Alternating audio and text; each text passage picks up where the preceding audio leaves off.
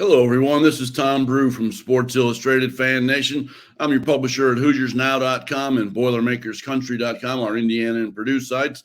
We cover all the way around the Big Ten, and this is our very first episode of Big Ten Roundtable, where we take you around the league and talk with some of the other publishers at our other sites and get a pulse of what's going on in the Big Ten. It's week 6 in our Big Ten football season, and there's 5 teams in the Big Ten that are ranked in the AP Top 25 poll now, and all 5 of them are hard at work and busy for a big weekend coming up on Saturday. And there are 4 teams with bye weeks, and all 4 of them kind of need it. Indiana, Purdue, Northwestern, and Minnesota are all off this week. So it just leaves 5 games on the schedule, all conference games. But the big one, of course, is Penn State traveling to Iowa. Battle of unbeatens, both at 5-0. Iowa ranked number 3 in the country. Penn State ranked number 4. And this is the first top 5 meeting of 2 teams not Ohio State in the Big Ten in more than 20 years. So it should be a huge, huge game at Kinnick Stadium there as well. Ohio State's in action as well with playing Maryland this Saturday. And in a little bit, we'll talk to our BuckeyesNow.com publisher, Brendan Gulick, about the Buckeyes and kind of break down what their season's been like so far and talk a little bit about that Ohio State-Maryland game. Michigan is undefeated as well, traveling to Nebraska on Saturday night on a nationally televised game.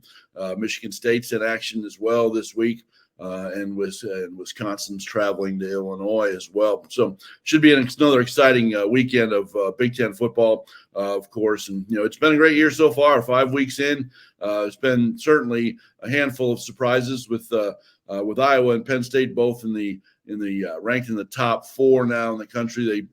They started down in the teens in the original rankings and even further. But they've all played great so far. Iowa has had a couple of signature wins along the way against ranked teams with beating Indiana and Iowa State in those first 2 weeks. And Penn State has had a few signature wins themselves, winning at Wisconsin on the road in week 1 and then beating Auburn at home when they were ranked. And of course, Indiana was unranked last week. Penn State beat them as well, too. So it should be a great matchup. Those 2 teams are playing at a very high level. I do Big Ten power rankings every week, and after Ohio State's lost to Oregon in week 2, it's been Penn State and Iowa kind of flipping those top 2 spots back and forth, but it's been a clear 1 and a clear 2 throughout the game, so it should be there. I certainly have a unique perspective on that game because I've been fortunate enough to see both Iowa and Penn State in person so far. With covering Indiana, I've seen them beat the Hoosiers both did it very, very convincingly. Iowa beat Indiana 34-6 that first week of the season, and then Penn State last week they got Indiana pretty good as well too. So it's been a tough time for Indiana, of course, but they've seen these teams playing at a very, very high level. A lot of people so far this week, because I've seen them both, have asked me, what I think about this Iowa Penn State game, and I certainly do think it's going to be a very close, very tight, probably low-scoring type game. Iowa is a slight favorite, according to the SISportsbook.com site right now, open as a 2-point favorite, and I think it'll probably stay pretty close to that all week long because both of these defenses have been extremely good so far this season. Iowa's especially they're creating turnovers at an incredibly high level. On that opener against Indiana, Riley Moss had 2 pick sixes for touchdowns in that 34-6 win over Indiana. That was really the difference in the game because Iowa's offense didn't really do all that much against Indiana. And then the Hawkeyes last Friday, a nationally televised open window game on a Friday night, created 7 turnovers against Maryland and just blew them out in a 51-14 win on the road. So Iowa's defense always very, very good against the run. That defensive line and linebacker core has been very stout, but that secondary is very good, and they certainly are a bunch of ball hawks back there, and they create turnovers. And Sean Clifford, Penn State's quarterback, has been known to put it in the opposing's hands every once in a while. He's got 18 career interceptions, but he's been much better this year. He's been smarter with the ball. He's got a handful of weapons on the outside, including Jahan Dotson. If I had to pick a quarterback that I maybe had a little bit more faith in this game, I would say that probably Sean Clifford over Stephen Petrus, but they've both been really, really good so far this year and protecting the ball and doing it. Jahan Dotson is my favorite receiver in the Big Ten. I think he's just really hard to guard and finds a way to get open, and they've got a great chemistry between the two of them. They combined for 2 touchdown passes last week against Indiana, and that's 18 now for their career, where Clifford to Dotson touchdown passes. It set a Penn State school record. So that will be, to me, the best storyline of that game is, can Penn State's wide receivers get some separation from those great Iowa defensive backs and get some room? Should be a great, entertaining game. I'm looking forward to it. If I had to make a prediction, I would go with Kinnick Stadium. I mean, I think these two teams are evenly matched. And I think what we've learned so far in 2021, now that we have fans back in the stands after nothing in COVID in 2020, the fans are coming game ready and very loud. And Kinnick Stadium is a very difficult place to play. The Hawkeyes, through the years under Kirk Ferentz, have beaten a lot of top 5 teams at Kinnick, including 3 in the last six years, 3 top 10 teams in the last 6 years at Kinnick. So, I'll give Iowa the slight edge in that game. I think on a neutral field, maybe Penn State might be a tick better, but I think in this game, I think it's going to be very close. I think a turnover probably will make the difference, and I think the Iowa Hawkeyes probably come out of that one ahead. So that's the highlight game of the week. And like I said, the other 4 ranked teams all playing full day of action on Saturday. We will be doing Big Ten Roundtable for you every week now going forward. And, we've got publishers throughout the Big Ten, just about the vast majority of the sites now. We provide great coverage, certainly of Indiana, Purdue that I run, but also at Ohio State, Michigan, Penn State, Michigan State, Iowa, Northwestern. We've got a lot of it all covered for you, and we'll have those publishers in on the show every week. And this week, we've got Brendan Gulick from Buckeyes Now and Lauren Withrow of our Wildcats Daily site at Northwestern to talk about sort of, I guess, the good and the bad of what's been going on in Big Ten football so far. And then in our fourth quarter, we'll kind of break down a little bit about the weekend and kind of look at what's ahead, and we'll take her from there. So it'll be a nice 30-minute show every week. You'll be able to watch it on our YouTube channel. It'll certainly be available on Facebook and Twitter as well. And we'll be loading them up to where you enjoy all your favorite podcasts as well. Once we get all our approvals and authorizations with Apple and Spotify and all the rest of them and SoundCloud, you'll be able to watch and listen to our Big Ten Roundtable podcast every single week. So when we come back, we'll join Brendan Gulick of the Buckeyes Now site, and we will talk to Brendan as soon as we get back. Yogi's Bar and Grill is proud to bring you the Mike and Micah podcast on Sports Illustrated Indiana, recorded live from Yogi's every Tuesday during IU's football season. Yogi's is Bloomington, Indiana's sports bar. Come cheer on your Hoosiers and enjoy over 25 beers on tap, great food including burgers, hand-breaded chicken tenders, wings, and pizza. Located at the corner of 7th and Walnut in downtown Bloomington, Yogi's is where the Hoosiers hang out.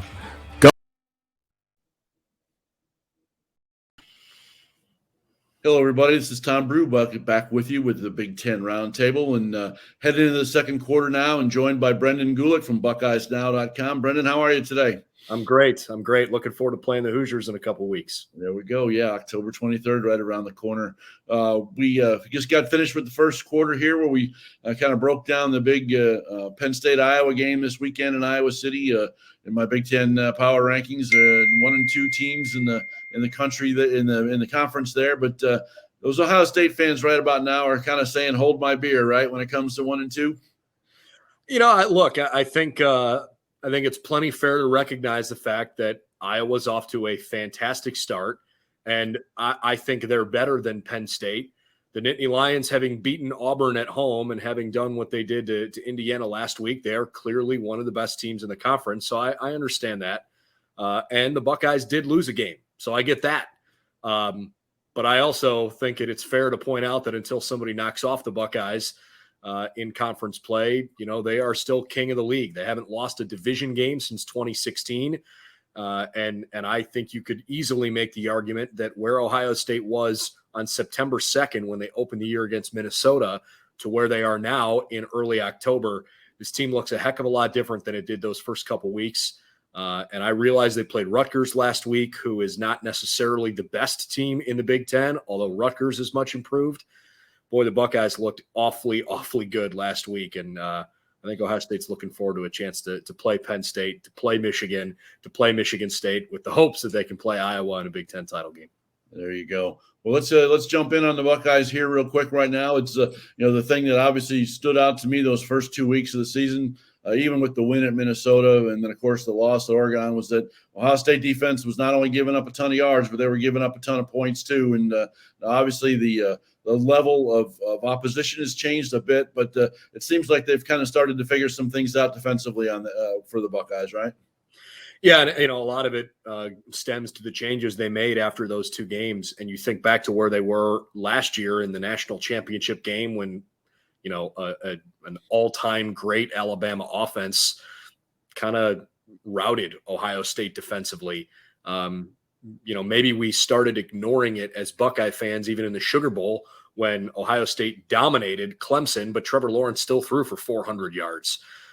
So between the last two games last year and the first two games this year, the defense, especially in the passing attack, or I should say the pass defense, not good at all, and needed to significantly get better if Ohio State has national championship aspirations here this year.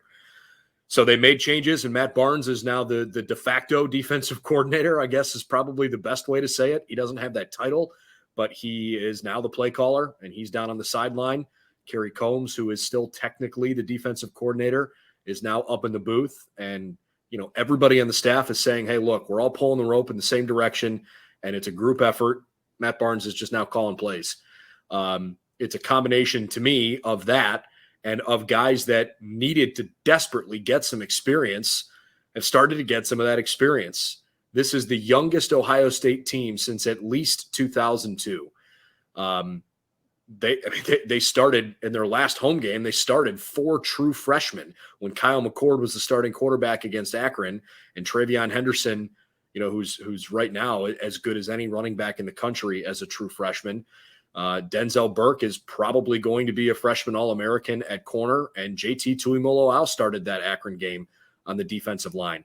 It's not just about freshmen. It's about guys that didn't get a lot of meaningful snaps last year. And all of a sudden, this team was thrust into playing against a legitimately good Big Ten team in Minnesota that had a great running back returning. And it's a Big Ten game on the road, under the lights, first game of the year. You never know what's going to happen. And then the Buckeyes came home after sneaking out a win against Minnesota. They come home and the offense had no problem against Oregon, but they kind of stopped themselves and end up losing a game by 7 points because Oregon offensively did whatever they wanted. The Buckeyes they couldn't figure it out defensively. In the 3 games since then, a ton of meaningful reps for guys that needed to get some confidence going. To your point, Tulsa and Akron and Rutgers are not going to be the 3 hardest teams that Ohio State plays all year. I don't know if they're going to be the 3 worst teams Ohio State plays all year, but they are certainly in the bottom half of the 12 opponents they'll play. I think it came at a great time. The Buckeyes are starting to get some confidence on the defensive side. Last week's a great example, right? They had 3 interceptions, including a pick 6 against a Rutgers team that went into that game having not thrown a single interception in their first 4 games. Against Akron, Ohio State had 9 sacks and 12 tackles for loss after they had 4 sacks and 11 tackles for loss in the 3 games before that combined. So for a young team that needed some experience, the confidence is starting to get there. You can see some different looks defensively, a little bit more exotic blitz schemes. The secondary is improved. Ronnie Hickman is really proven to be a good player in the position that Ohio State calls the bullet. It's basically like a safety linebacker hybrid. Much improved, and I'm looking forward to seeing how the Buckeyes play Maryland this week. Brendan, C.J. Stroud took over at quarterback this year with Justin Fields leaving, and he's had to deal with some injuries just a little bit, but back now. Looking at his whole body of work so far, what do you think of him, and how good is he going to be? I mean, dramatic improvement for sure. This is a redshirt freshman quarterback that, just like a lot of the guys in the defensive side, needed to get some meaningful opportunities to play. Week 1 against Minnesota, saw a couple of good moments from him, but I thought a lot of shorter passes, pushed his passing yard totals up and maybe gave us a little bit of a false sense of what he could do. Against Oregon, he played okay. The numbers again looked good, but I thought he was missing some throws. And then after the Oregon game, he comes out and acknowledges that, yeah, my right shoulder has been bugging me for a little while. And it's, I'm not going to make excuses, but I need to play better. But yeah, it's, constantly doing this on the sideline. And, it had left Ohio State fans wondering why he had won the quarterback battle. Well, now they know he's playing maybe not quite at 100%. So he goes out against Tulsa, and it's the same kind of story. He's got some really good leadership characteristics for sure. You can hear it in his voice and see it in his body language, but he's clearly not 100% against Tulsa either. The Buckeyes are able to, to come away with a win anyways because they were more talented than Tulsa. So going into the Akron week, Ryan Day makes the decision, let's see if we can get this guy as healthy as possible and just give him the week to not throw. Literally, don't pick up a football, get your shoulder as healthy as possible, don't throw. Kyle McCord played fairly well after a bad first series. Jack Miller played fine in the last quarter and a half of that game, but Ryan Day admitted there was really no circumstance that was, possible where Kyle McCord was going to run away with that job. It's still CJ's team. It's his job. And by Tuesday of last week, Ryan Day said, look, CJ had a chance to decompress a little bit. He's good to go. He's healthy, and he's our guy this week. So what did he do? Went out and absolutely eviscerated Rutgers and looked like the kind of guy you would have expected to see week 1 out of somebody that won a quarterback battle. So it's certainly my hope that he is healthy and that shoulder injury is behind him at this point. I have no idea if those effects are going to linger at all, but I would certainly say that what we saw last week has a really, really high ceiling. When he was out there guiding the first team offense, they scored on every possession. They only kicked 1 field goal, and the offense scored 6 touchdowns. They also had a pick 6. He looked like a dude last week. I mean, an absolute slam dunk leader of a team that expects to win the conference and compete for a national championship. Want to see him do it again. I want to see how he progresses. But for the first time last week, he was 17 of 23 with no overthrows. That had been the big challenge for him early on. Had some serious zip behind his passes, showcased his ability to scramble, keep a play alive, and had an awesome touchdown pass to Chris Olave. He looked like the real deal last week. And I know Buckeye fans now are taking a deep breath because they finally saw a team that looked like what they expected. All right, Brendan, last question for you. We're just about to the halfway point here in this Big Ten season, and things are starting to really kind of ramp up schedule-wise for everybody. When this is all said and done, 6-7 weeks from now, are the Ohio State Buckeyes the Big Ten champions? I still say yes. I don't think that the gap in the Big Ten right now is as wide as it was last year or the year prior. I am certainly willing to acknowledge that, Iowa is a really good football team. And defensively, I saw a stat recently that Iowa defensively has created more turnovers than any other Power 5 team since the 2017 season, even more than Alabama. And last week was a perfect example of that when they made Taulia Tagovailoa look bad. I mean, that team, he threw 5, and as a team, they threw 7 interceptions. Maryland did. Iowa's defense is playing with a boatload of confidence, and they're the real deal. If they can stay healthy and make a run through the West, they got a shot to win the conference title for sure. And I think Ohio State, Iowa would be a great game, but I'm not looking past Penn State yet. They've certainly proven to be a better team. I said this the other day, and I know some people agree with me. I know some people disagree with me.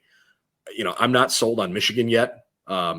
Michigan did exactly what you would have expected them to do against Western Michigan and Northern Illinois. And I don't really care. It's the same, people aren't going to look at Ohio State Akron and say, oh, the Buckeyes are for real. Michigan beat up on a Washington team that lost to an FCS program the week before. I'm not impressed really by that win. The team that Ohio State just bludgeoned last weekend in Rutgers, Michigan was in a dogfight with in the fourth quarter. And then last week, look, I know what Michigan did to Wisconsin. I know what the scoreboard said. I didn't think Michigan looked that good against Wisconsin.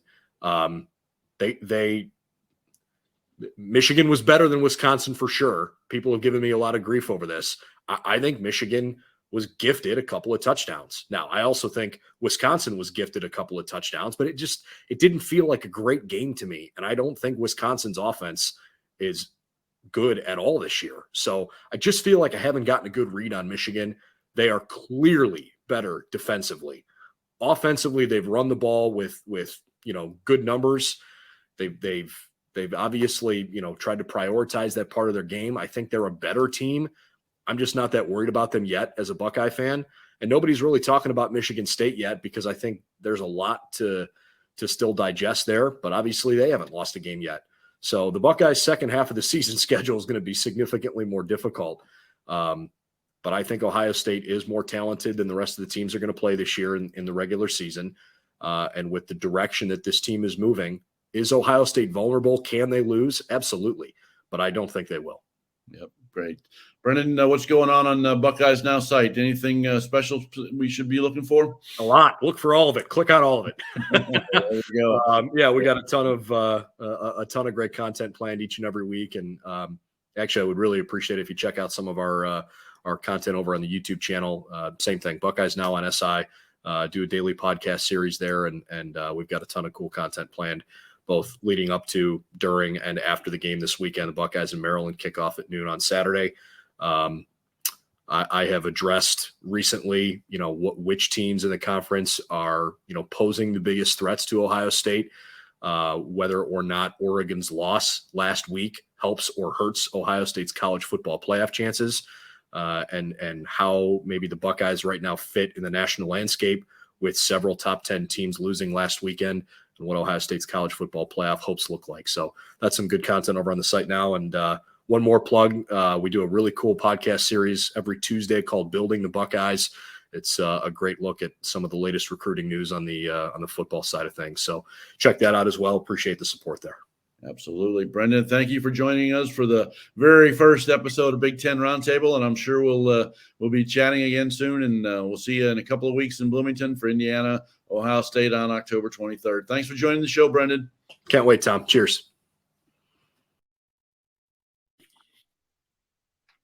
Welcome back to Big Ten Roundtable. We're heading into the third quarter now, and it's time to take a moment to welcome in Lauren Withrow from our Wildcats Daily site. Lauren hosts, publishes that site, and does everything on the Wildcats. Lauren, welcome to the show. Tom, thanks so much for having me. Excited to talk some Northwestern football with you and break it down a little bit. Yeah, it's going to be great. So I will be the first to admit that I'm going to throw myself under the bus first when it comes to the Northwestern Wildcats, because when I did my Big Ten preseason power rankings, I had them number 6, and I really thought they would be not a team that necessarily would contend for a conference championship again like they did last year, but I thought they would at least be good. And but obviously things have gone south in Evanston so far this year, and the biggest thing that seems to jump out to me is like that always good Northwestern defense just has failed to make an appearance this year. So let's start there, Lauren. What's going on that side of the ball that just doesn't make any sense with this Wildcats football team? The biggest thing that we knew coming into the season was that Northwestern returned only 34% of their total production across the entire field. And they graduated a lot of good players on their defense. So we already knew that they were going to be a young team. Now we still have Chris Bergen at linebacker. He's leading the conference in total tackles right now and solo tackles as well. And then we've got All-American safety Brandon Joseph back in the secondary. So those are really the two players that had to step up and carry this team and lead this team. But the problem is that none of the younger players have been able to step up and fill that void. And the other big thing that, of course, we had defensive coordinator Jim O'Neill coming in for his first season. So there's been a lot of new faces, both on the coaching side and the player side. And this is something that they were trying to work through during fall camp. They were trying to get all these kinks out of their system and try to get into a rhythm. The big thing has been communication. In all their press conferences, they talk about communication's really been struggling, and it seems like nobody is on the same page. And if you ask head coach Pat Fitzgerald about it, he says that's all coming back to the coaches, and they're the ones responsible for that. So at this point in the season, you would have hoped that they would get out some of those early struggles from having a young team. They've now got 5 games under their belt.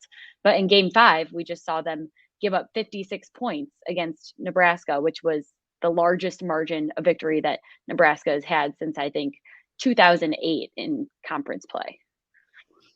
So where do we stand then in regards to fixing this in these final 7 games? Is there some hope and some optimism that these young kids can work their way back to making this team respectable along the way? I know the schedule certainly gets a little bit easier at times, but there's certainly plenty of tough games still to go as well. They definitely need to, I think, go back to the basics. Right now, they're trying to fix so many things each week. They're at a bit of an advantage right now with the bye week before they take on Rutgers. But in this week, they need to go back to what can we actually fix and not putting too much on their plate all at one time. So focusing on the tackling, focusing on the communication, and just trying to get some sense of unity on the defensive end and do something to get a little bit of momentum going. I think right now the defense isn't going to carry the team like it has in previous seasons, especially in 2020. Right now, it's the defense has to just do enough so that what the offense can get done actually means something. Lauren, the offensive side of the ball, obviously, when you only score 7 against Nebraska, that's been a bit of an issue there too. Talk to me a little bit about the quarterback play and just sort of the offense in general, and kind of what's happened so far and what we can see there if anything is going to get better there as well. Quarterback play has been an absolute whirlwind this season. In fall camp, it was the battle between Andrew Marty, Ryan Helinski, a transfer from South Carolina, who everyone really anticipated would have the starting job, and then Hunter Johnson, who had a few starts back in 2019 and then fell out of that role. So by the end of fall camp, it was Hunter Johnson. He had a couple starts, and then against Duke, he had, I think, 5 turnovers in the first half. Then we saw Andrew Marty go in, and he was actually playing really well. I think he completed 11 to 16 passes in just under a quarter, and then he got hurt on a fumble play. And then we saw our third quarterback of the game in Ryan Helinski, and Helinski really did do a good job finishing that game for them. It was too little too late against Duke. And now he's in that starting role. He's been off to a fairly good start. I think he's completing just under 60% of his passes, but he was sacked four or 5 times against Nebraska. So the issue is that even at quarterback, they've got something kind of solid going with Ryan Helinski, but he doesn't really have any help. He's not being protected, and a lot of the passes are getting dropped or intercepted, which, go to say that's the issue of the quarterback or the receiver, but they're starting to have something solid there. Now the question is, can the rest of the offensive line get on board and actually help him out to get something going? Yeah, it's a tough situation when everything is kind of going wrong on both sides of the ball. So, Lauren, thanks for filling us in on the Wildcats. What's going on at Wildcats Daily? Is there anything cool and interesting we should send our readers to come check out today? We've got our weekly podcast. We're trying to do a lot of collaborative things on that side to give game previews for every game. Of course, right now with the bye week, we're going to break down a little bit of what's going on, like we talked about today. And then other than that, I'd say check out our game day hub. That's where we'll have a one-stop shop for all news regarding the current week's game, whether it's a breakdown, betting odds, game updates, or an in-depth analysis. So definitely check that out over at Wildcats Daily, and you can follow us on Twitter at SI Wildcats Daily. That's awesome. Great. Yeah. I know from my Indiana perspective, the bye week comes at a perfect time for Indiana to kind of hit the refresh and restart button. And I'm sure the same thing's going on there in Evanston, right? Yeah. Hopefully we can figure something out and get a little momentum going, get this team hopefully back to 500 next week, but we'll see as always. Yeah. Well, Lauren, thank you very much for joining us today on Big Ten Roundtable, and we'll talk to you soon. Thanks so much, Tom. Bye-bye. Welcome back to the fourth quarter of the Big Ten Roundtable, our first podcast episode of the season here on the Sports Illustrated Fan Nation Network. Hoosiers Now publisher Tom Brew with you as we wrap up the show now. It's like we mentioned before, a big weekend here in Week 6, highlighted by Penn State, Iowa at Kinnick Stadium on Saturday. Really looking forward to seeing that and seeing if Michigan continue to stay unbeaten with a game at Nebraska on the road. Cornhuskers only 3-3, but playing very well lately, playing much better. It's going to be an interesting test for the Wolverines as well. We'll be back next week with another Big Ten Roundtable show, and we'll certainly wrap up all the big action in Week 6. And there are a lot of really important games in Week 7 of the Big Ten schedule as well. We'll talk about that. But what also will be the next highlight in the Big Ten Roundtable is we're going to try to catch up with several of the Big Ten basketball coaches and with Big Ten Media Days taking place in Indianapolis on Thursday and Friday. I'll be there both days talking to all 14 of the head coaches around the Big Ten, and many of our other publishers will be there as well. So we'll get a lot of live great content for you there as well. So certainly our Big Ten Roundtable number 2 will be very basketball heavy as well, which is certainly fine with all of you and certainly fine with me. November 9th is the start of the regular season for college basketball. And, we're looking at that now. It's really just 5 weeks away. So it'll be here before we know it. And we'll be looking forward to that. During football season, many of our publishers have great podcasts going on. So in our story that's online here attached to this broadcast, I have links to every one of our Big Ten sites so you can follow along and see their podcasts as well. And then here on our Indiana site, we do a football podcast every Tuesday night with Indiana quarterback Michael Penix Jr. and linebacker Micah McFadden. It's been very good and very entertaining. Broadcast live every week in Bloomington from at Yogi's Bar and Grill in Bloomington. We also will have several basketball podcasts coming forward throughout the network as we get bigger. And I know we've got we're all set to go and very excited about at Purdue this year, as we'll be doing a podcast with Purdue guard Sasha Stefanovic, who will be joining us just about every Wednesday, depending on the schedule, from Mad Mushroom Pizza in downtown West Lafayette, right off the Purdue campus. And that starts on Wednesday, November 3rd. So very excited about that. So plenty of great written content, but a lot of great video stuff and podcast stuff as well. So you're going to want to follow along and join it. And the best way to do that, of course, to stay up on top of all of it, is follow me on Twitter at Tom Brew Sports, and we'll keep you updated and going with everything that's going on. So thank you very, very much for joining us on this first week of the Big Ten Basketball and Big Ten Football Roundtable podcast on the Sports Illustrated Fan Network. This is Tom Brew from Sports Illustrated Fan Nation Network.